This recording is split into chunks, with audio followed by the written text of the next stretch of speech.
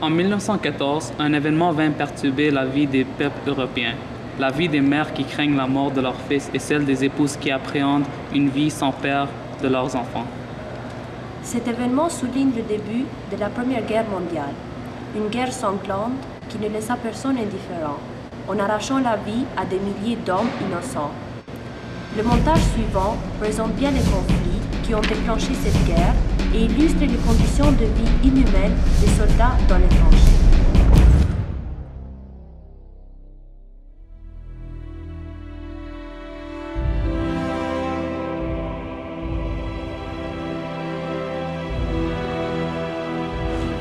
Au début du XXe siècle, l'Europe domine. Elle représente 44% de la production mondiale et elle voit son commerce évoluer de plus en plus. Mais malgré cette croissance économique, des tensions perturbent la société européenne en entraînant une des plus sanglantes guerres que l'Europe ait connue, qui va par la suite prendre une tournure internationale. Ce qui est sûr, c'est que la guerre n'est pas apparue sur un coup de tête des dirigeants des puissances européennes.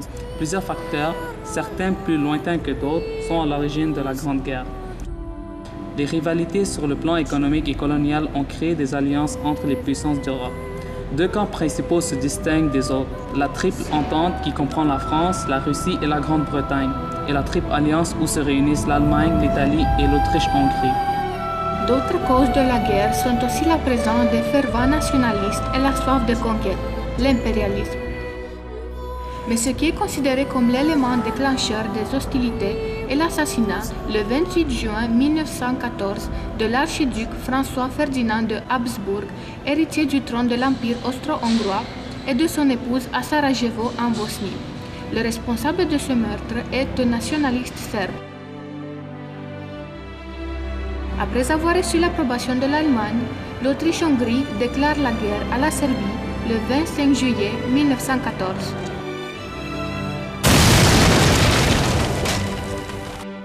On croyait que la guerre serait de courte durée, mais des milliers d'hommes ont été tués chaque jour pendant 4 ans.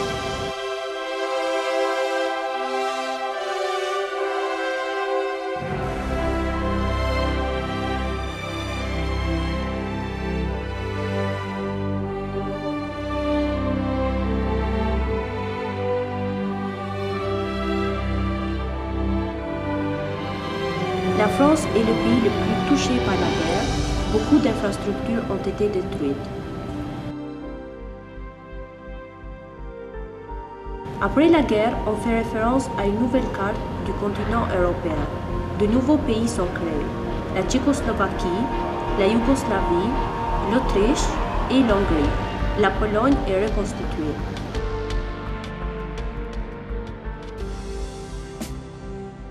Mais ce petit résumé de la guerre n'est rien comparé à ce que vivaient les hommes dans les tranchées, des conditions de vie inhumaines.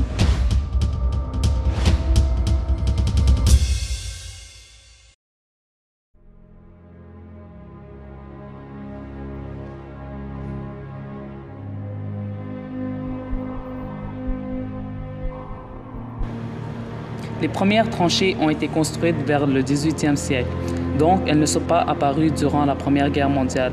Mais c'est certainement le moment de l'histoire qu'elles ont été les plus utilisées pour protéger les soldats des attaques ennemies. C'est pourquoi cette guerre est appelée la guerre des tranchées.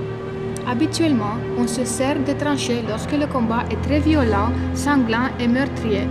Elles étaient construites en zigzag, de façon à ce que si l'ennemi s'empare d'une partie de la tranchée, il ne puisse pas tirer en ligne droite.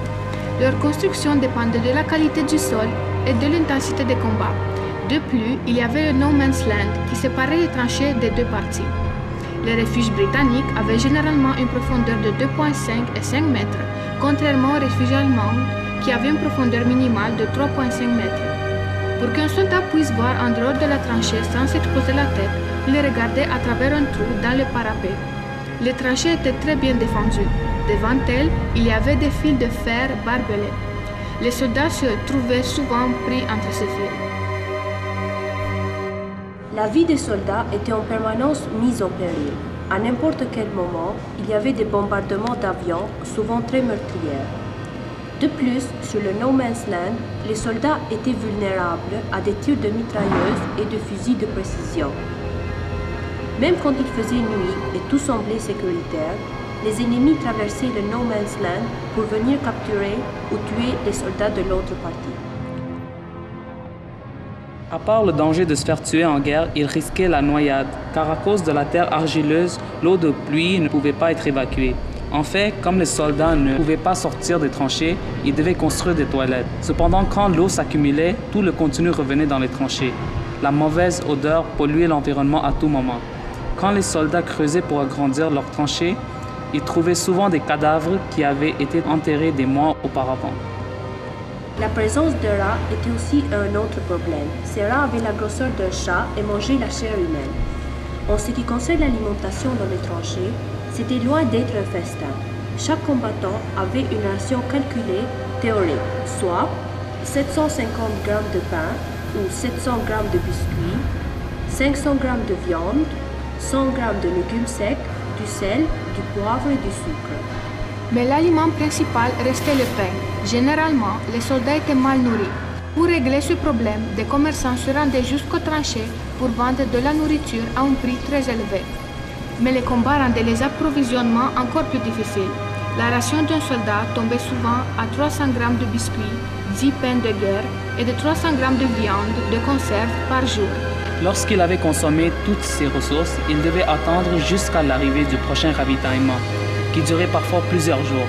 À cause de la malnutrition, de la qualité médiocre des aliments et du manque d'eau, l'état des soldats se détériorait. La dysenterie et les maladies intestinales étaient nombreuses. Dans les tranchées, le climat était humide et insalubre.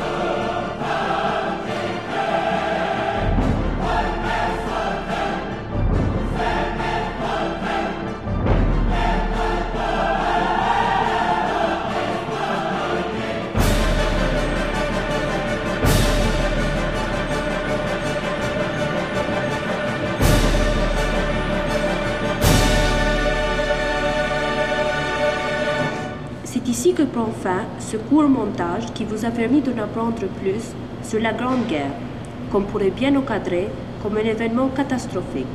En conclusion, voilà un tableau qu'à première vue ne contient que des chiffres. Mais quand ces chiffres indiquent la mort injuste et précoce de milliers de soldats, leur importance ne passe pas inaperçue.